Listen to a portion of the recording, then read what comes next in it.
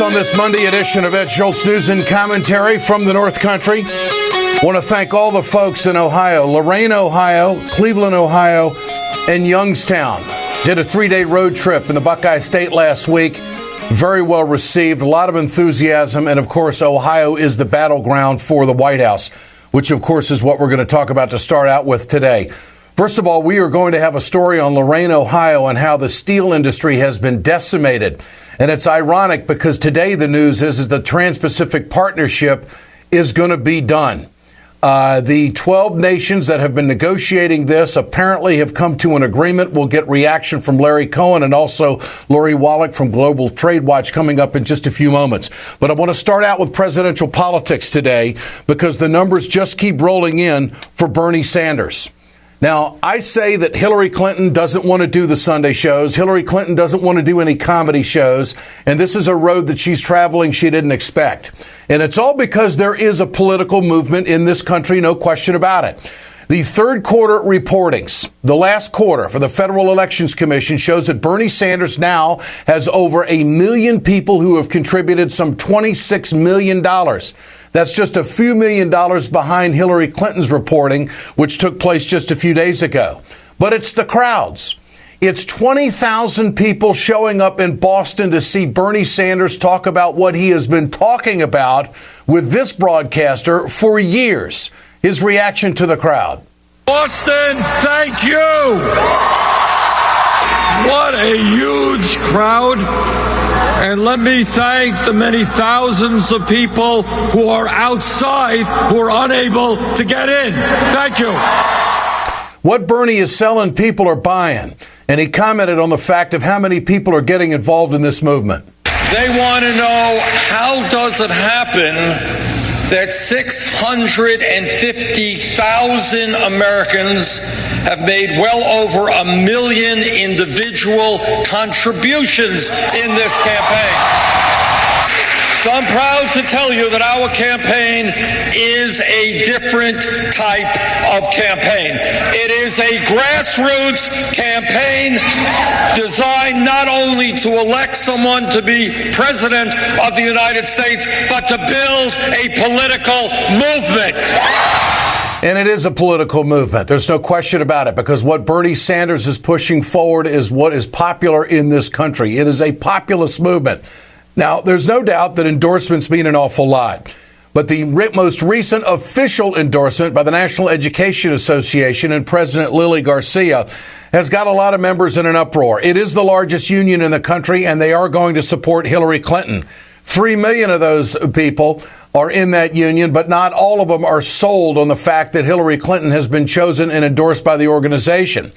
So if both of these candidates, Hillary Clinton and Bernie Sanders, get an A rating from the National Education Association. The American Federation of Teachers previously endorsed Hillary Clinton as well. What all this means, would it be good to have it? Yes. But when you get 20,000 people in Boston and you get these massive crowds around the country and you have the donations that Bernie is getting, you don't run negative ads, you don't badmouth your competition, and you don't take PAC money. This is totally different. And Sanders, throughout all of this, has not changed at all. Normally, a politician will bend one way or another, depending on which way the windsock is going, to, say, serve the masses. It's not happening with Bernie. He's a man of conviction. He's not a glad-hander, and he seems to be resonating wherever he goes. So I don't know what the NEA means, what that endorsement means officially. I would venture to say that there are more members of the National Education Association, teachers around this country, who would support Bernie Sanders over Hillary Clinton, even though both of them have got an A rating. But where's the vote? Lily Garcia, show us the numbers. Give us the number of 3 million teachers. How many for Bernie? How many for Hillary Clinton?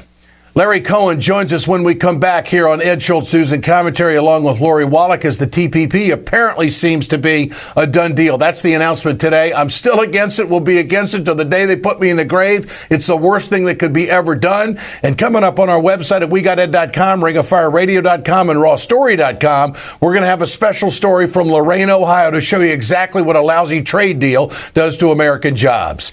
Ed Schultz News and Commentary, brought to you by Communication Workers of America, Alliance for for American manufacturing, BioGreen Clean, and the iSave team. Now this. Hey, folks, you've heard me talk about BioGreen Clean. I'm going to show you right now on my airplane just how tough this is. I want you to keep in mind, chemical-free, 100% plant-derived, biodegradable. It is the safest cleaner that you can get, and it's the most effective. Go to our website, wegoted.com, or go to biogreenclean.com. www.biogreenclean and order today. It's time to continue our conversation about mechanical insulation. Mechanical insulation is for the piping systems in our nation's commercial and industrial facilities. Facility owners are burning up billions of dollars through the lack of mechanical insulation on these piping systems. Call the iSave team. Insulation saves America valuable energy, and this team of energy conservation specialists is shovel-ready to save you money. Visit iSaveTeam.org to have a specialist give your plant an energy audit. We perpetuate a culture of crime all the way from Wall Street right down to the main street in our hometowns. It's worse than it has been since FDR took control of the problem and said we can't count on industry taking care of the American labor. They probably have already engaged into some type of criminal cover-up, and the law prohibits the government from even doing anything about it. Catch America's lawyer Mike Papantonio on YouTube at youtube.com/GoLeftTV. Subscribe to the Ed Schultz podcast today. Simply log on to iTunes, search for Ed Schultz, and click the subscribe button to have the show delivered to your preferred listening device daily, free of charge. Rate and review the podcast to tell us how we're doing. More details at wegoted.com. Good to have you with us here on Ed Schultz News and Commentary. I've got two questions on this Monday. Number one, why doesn't the corporate media, when they poll, and believe me, they have millions of dollars to poll, why don't they ask the question how Bernie Sanders would fare against a Republican opponent like Bush or Trump or Rubio or anybody else who's running, or John Kasich for that matter?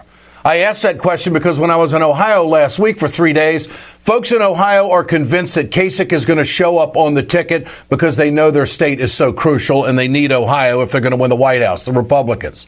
I'm not so sure. But I want to know two questions here. Why don't they poll, and I'm talking about all of the networks, asking the question, how would Bernie Sanders do against Trump nationally? I don't see that. I don't see it anywhere. The next thing is, I think all of us who are in the news business would admit that 10,000, 15,000, and 20,000 people showing up to hear a single person speak is probably a news story. The next question is this. When does the corporate media do a town hall meeting with Bernie Sanders? Does Bernie not speak the language of the corporate boys to the point where they don't even want to put him on TV in that setting? The fact of the matter is that the enthusiasm that has taken place behind the Sanders campaign is simply unparalleled. And for him to double up the number than what Barack Obama got in Boston, I think speaks volumes.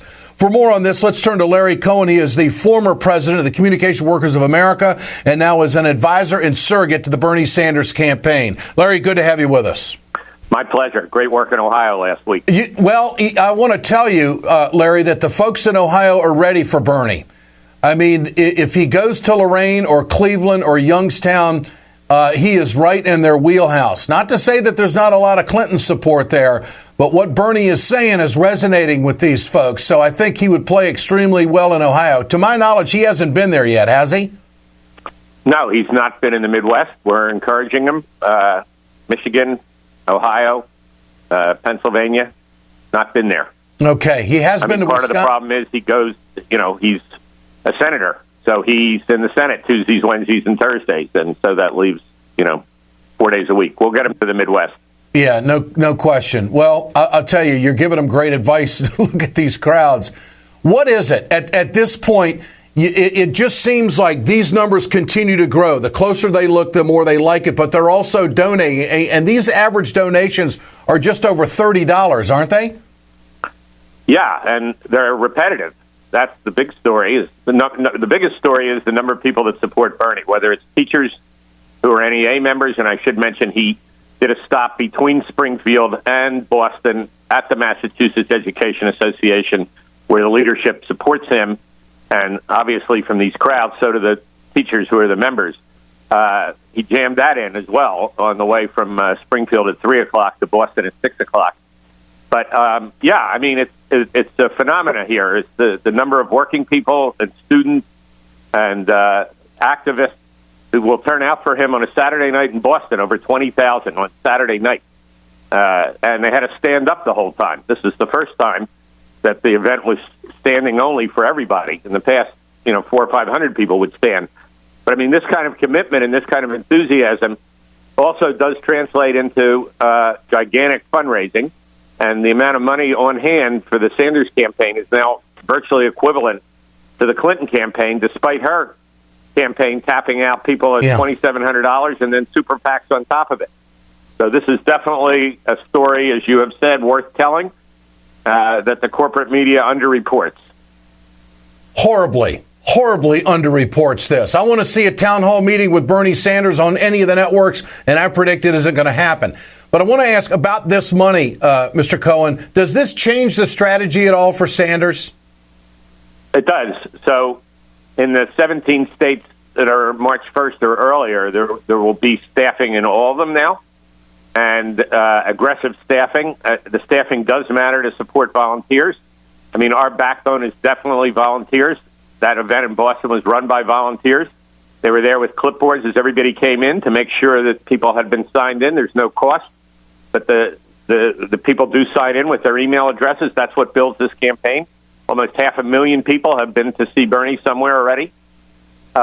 So there is a direct relationship between the fundraising and the staffing. In particular, we are not spending money on ads. And as you have said, and Bernie has said, no super PACs. And that speaks volumes. So he hasn't run any television ads as of yet. Is that correct? To my belief, it's totally correct. Yes. Okay. I'm not 100% sure, but I believe no ads. Okay. So no PAC money, no negative comments, no dirty ads, no TV, and 20,000 people are showing up. And right. the corporate media isn't giving him the equal coverage that Clinton is getting or any of the other candidates who are running. So the fact of the matter is that this crowd that is showing up, it's beyond curiosity. I mean, this is involvement. That's what I'd say. Your thoughts?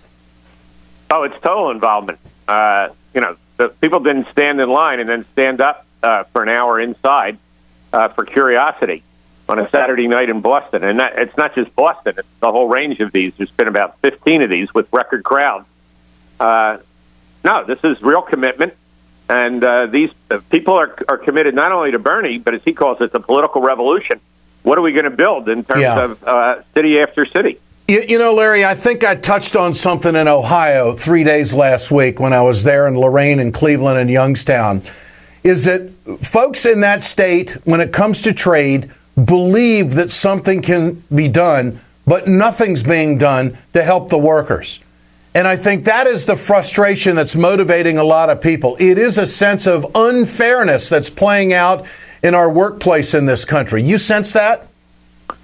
Absolutely. And even to go back to Boston for a second, the range of people who introduced him, from Bill McKibben, the well-known environmentalist, to Jimmy O'Brien, the leader of the Carmen's Union, facing privatization in the city of Boston.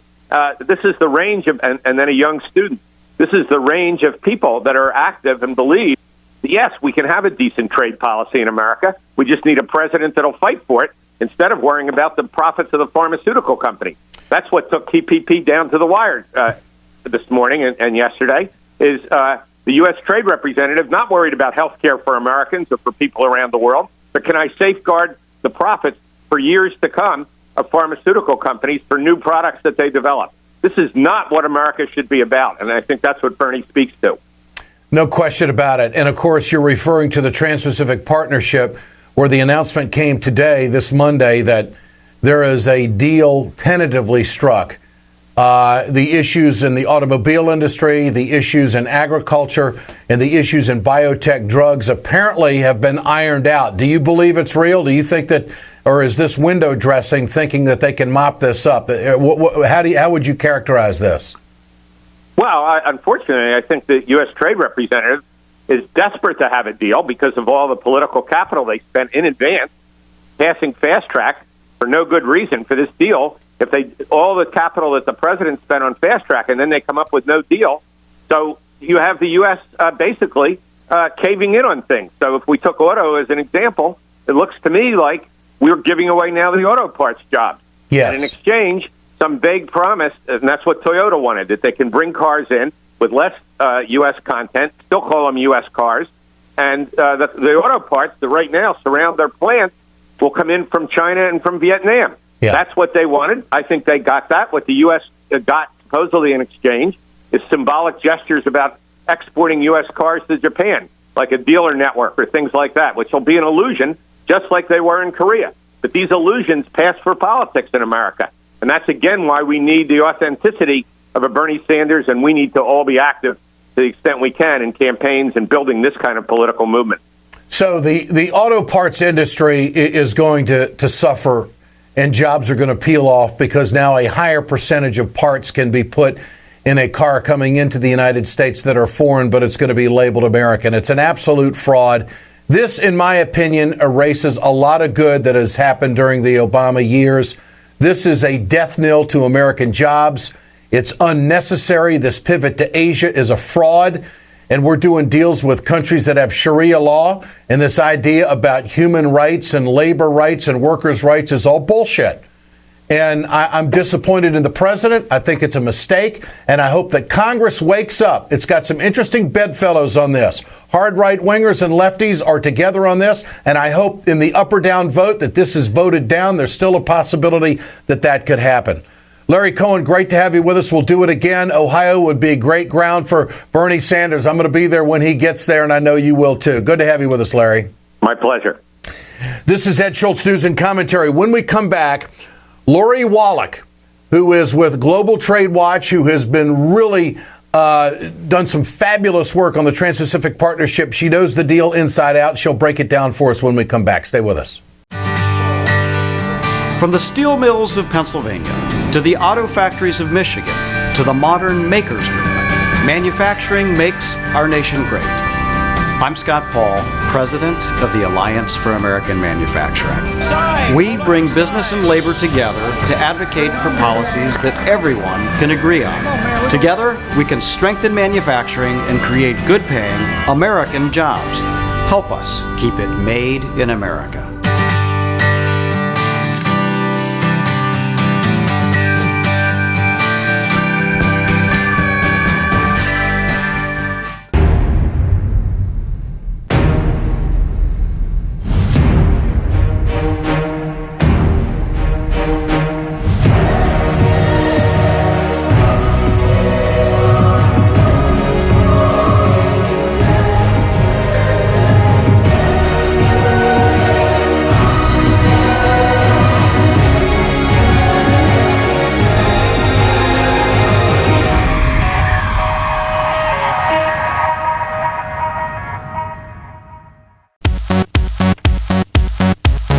Good to have you back with us on Ed Schultz News and Commentary. Big story today. The Trans-Pacific Partnership apparently is done.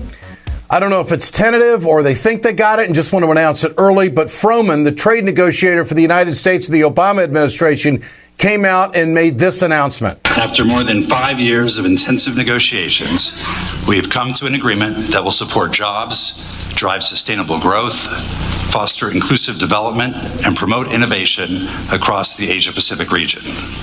Most importantly, the agreement achieves the goal we set forth of an ambitious, comprehensive, high-standard, and balanced agreement that will benefit our nation's citizens. TPP brings higher standards to nearly 40% of the global economy. In addition to liberalizing trade and investment between us, the agreement addresses the challenges our stakeholders face in the 21st century, while taking into account the diversity of our levels of development. We expect this historic agreement to promote economic growth, support higher-paying jobs, enhance innovation, productivity, and competitiveness, raise living standards, reduce poverty in our countries, and to promote transparency, good governance, and strong labor and environmental protections. Well, I tell you what, folks, that is a mouthful. I've never heard a trade agreement do so much with one swipe of the pen, if it's true. And the fact is, it's not true. It's a fraud. And Froman has been out in front and center selling this garbage to the American people. And time will only tell who's on the right side of history. The United States has never done a trade deal ever that has given us net jobs growth in this country. This will attack the pharmaceuticals and, of course, favor Wall Street. This is going to hurt the automobile industry in a big way. And, of course, agriculture. And these were the stumbling blocks down the stretch. Let's turn now to Global Trade Watch's Larry Wallach. Larry, good to have you with us. Thank you, Ed. Unhappy morning, I'll tell you that. This is a bad deal. Well, it is a bad deal, and I know you've put your heart and soul into stopping it, as I have. First of all, let's talk about, is there a chance that Congress would vote this down? Because it's going to go to them on an up or down vote. Well, yes, I think there is. And a lot of it is going to depend on whether the American public tells their members of Congress they don't want this deal that is going to offshore many more U.S. jobs, push down our wages by throwing American workers into competition with those in Vietnam who make less than 60 cents an hour, and that is going to flood us with unsafe imported food and products and jack up medicine prices. Okay. So that's the gist of it. The agricultural industry, the automobile industry, the pharmaceutical industry. Is this a done deal, or is this just a window dressing announcement? Is there any way that there may be one or several of the 12 countries involved in this Pacific Rim that would turn it down, which would kill the whole deal? I think that it's in several countries it's going to be in trouble. But honestly, I think it's the U.S. Congress that's the most likely to save us all from the damage of this deal. And let me tell you what already has happened. Ford Motor Company, a company that has supported every past trade agreement, sent out a news release this morning urging Congress to oppose the deal as is. It doesn't have any rules to stop the other countries from cheating by dropping the value of their currencies and dumping exports on us. It has a set of standards about what gets into our country without tariffs that basically would give a lot of Chinese parts and Chinese value in Japanese cars a special deal, even though it's not in the agreement, it's not reciprocal. And so if you've got a company like that that's always been for the agreement, plus you've got a whole bunch of members of Congress who are really irate about the kind of things that the administration did to get the deal. Because it's true that the deal was, it was a question about whether the deal could be done. And so there was a lot of fussing around to try and make it happen so that a lot was given away just in the name of a deal, any deal. Well, I'm anxious to see if General Motors steps out the way Ford is. Ford basically, and I'm taking a stretch here, is probably concerned about the automobile parts industry, which this deal says that so many parts in an automobile coming into the United States can still be labeled an American car when it's got 70% of Chinese parts in it.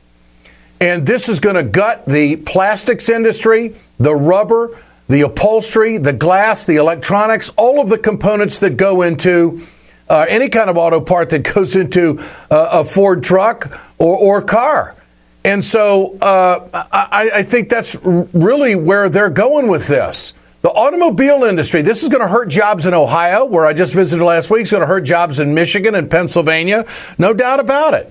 And it's going to set the table for foreign manufacturers to come into this country with cheaper labor, and this will drive down. And the interesting thing about this, Lori, is that Froman says that this is going to address poverty in all of these nations. What do you make of that? They've done polling and focus groups to figure out how they ought to talk about this agreement, regardless of what's in it. He's been saying the same things before the agreement was done, after the agreement was done. 4 years ago, he was saying the same thing. They're just trying to sell us a total pig in a poke. The bottom line is, even before these last sort of deadlocks, delays of the last couple of weeks in making a final deal, the stuff that's going to kill American jobs was in there. Because, Ed, at the heart of this agreement, there are the provisions in the investment chapter that literally incentivize the offshoring of jobs by creating all kinds of special protections and privileges for the companies that ship jobs offshore. So that was there, that was done 6 months ago. Was the investor-state trade dispute ever addressed in this in the final hours? The investor-state dispute resolution, the corporate tribunals where foreign corporations can basically attack our domestic laws and extract bribery money out of our treasury for the price of having to meet the laws our firms at home do, that is still in there. And they're basically fibbing again because the whole thing's been so secret. They can say whatever they want. You can't see the text.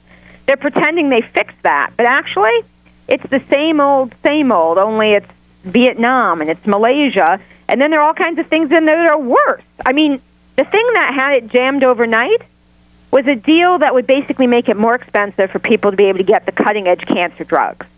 Seriously. Yeah. I mean, the stuff that's in there that is so bad, that is going to undermine so much of different parts of our lives. It's not just we're all going to lose jobs and see our wages go down. They're going to jack up medicine prices. We're going to get flooded with unsafe food. There are even provisions in there that could mess with your access to the Internet. It's like a corporate boondoggle branded as a trade agreement. It's amazing. I'm so disappointed in this president. This is going to erase a lot of good. Several union heads went to him and said, why are you doing this? He said, we're too far down the road to change, which is about the worst answer you could ever come up with. Every single union in this country is against this deal. The very people that put Obama in office, he's turning his back on. And I think he's a complete turncoat to the people that put him in office. No one wants this deal except Wall Street. Well, here's the thing. We can make that a reality because already this morning, the whole cycle of news stories, all they say is, they made a deal, but we're not sure it can get through Congress. They made a deal, but Congress is going to be really peeved. Yeah. And we all have to add fuel to that fire. Our jobs as citizens is to keep our eyes open and our mouths open, and that means telling Congress to vote no. We can stop it still, Ed. I'm going to be in Washington later this week, working the Hill, talking to some House members on this, and also some in the Senate. And watch the Congressional Black Caucus on this. Will they give Obama this deal? Because this is going to make it doubly tough for minorities in this country to get the kind of living wage that they need to bring them up to the middle class. There's no question about that. Lori Wallach, great work. We'll do it again. Stay on this story and stay on the vote as you always have. Thanks so much, and I appreciate your work. Thank you. Lori Wallach, Global Trade Watch here on Ed Schultz News and Commentary. Let's turn now to Donald Trump. Trump admitted that there is one thing that would push him out of the race, and that's bad poll numbers. I'm not a masochist. And if I was dropping in the polls where I saw that I wasn't going to win, why would I continue? And it's funny, maybe it's like not like me because it's the power of positive thinking. I'm a very positive person. I'm a positive thinker. But the truth is, I'm a realist. I'm doing great in the polls right now. I think you will say. I'm not saying anything. I'm leading everything. You're leading every poll. Everything. By a lot. In a Republican primary. Not only leading, by a lot. Okay. General elections are different stories, but that's all right. Well, we're not there yet. You know, I believe in polls. You know, how many elections do you see where the polls were wrong? Not that many. Okay. You see them, but not that many. If I were doing poorly, if I saw myself going down, if you would stop calling me because you no longer have any interest in Trump because he has no chance, I'd go back to my business. I have no problem with that. Trump, a realist of sorts. Interesting, he has been very critical of the Trans-Pacific Partnership. He says it's a terrible deal. This is going to swing a lot of blue-collar workers to pay attention to Donald Trump, which I think is a concern for the Democrats. And maybe that's why he's polling so well. He is concerned about protecting American jobs and also doing better deals for the country. But the soft underbelly, apparently, for Trump right now seems to be Syria and understanding the foreign policy logistics of what actually is unfolding. And you have to wonder how much he really knows about the Middle East. This is what Trump had to say about Syria. Let Syria and ISIS fight. Why do we care? Let ISIS and Syria fight. And let Russia, they're in Syria already, let them fight ISIS. Let Russia take care of ISIS. How many places can we be? How many places can we be? That's a fair question. How far are we stretched? But to say let other people do it, I don't know if that's academic enough or detailed enough for the Republican Party to step up and say, you know what, Trump is our guy. Here's John McCain. I just don't think I don't think he understands very well the situation, and he's entitled to his opinion. As far as other members of my party are concerned, that all I can say is I know the realities. I've been there for years. We have said what needed to be done and predicted what was going to happen. If there isn't a reassertion of American leadership in a variety of ways, such as recommended by General David Petraeus and many other experts, then we will face further consequences of an abject failure of American leadership. It would be interesting, not that I support McCain, but his history and his predictions are rather interesting, to have McCain and Trump sit down and have a conversation about Syria for the entire country to see. The next issue is this is a perfect example of media love. For the life of me, why is Chris Christie getting the attention he's getting? Chris Christie has zero experience when it comes to foreign policy. He's polling in the toilet, yet the corporate media just loves to prop this fat bastard up and ask him what the hell's going on with Donald Trump. Well, Donald should be concerned that he's agreeing with Barack Obama, because just when you think it can't get worse, it does. And just when you think this foreign policy can't cost more to the American people, it does. We don't need to be friends with Vladimir Putin, and we don't need to be worried about whether he's in a quagmire. We don't need to be friends with Vladimir Putin. Did you hear that? You've got Chris Christie saying that we don't need to be friends with another superpower on this earth. In fact, we shouldn't even attempt, right? Christie is in the toilet because people know he's ignorant. He has a hard time maneuvering properly in New Jersey. He ought to consider creating jobs in his own state before he starts tackling the world problems. This is Ed Schultz, News and Commentary. Communication Workers of America, Alliance for American Manufacturing, BioGreen Clean, and the iSave team bring you Ed Schultz, News and Commentary. I'll be in Washington later this week trying to derail the TPP. We're back tomorrow.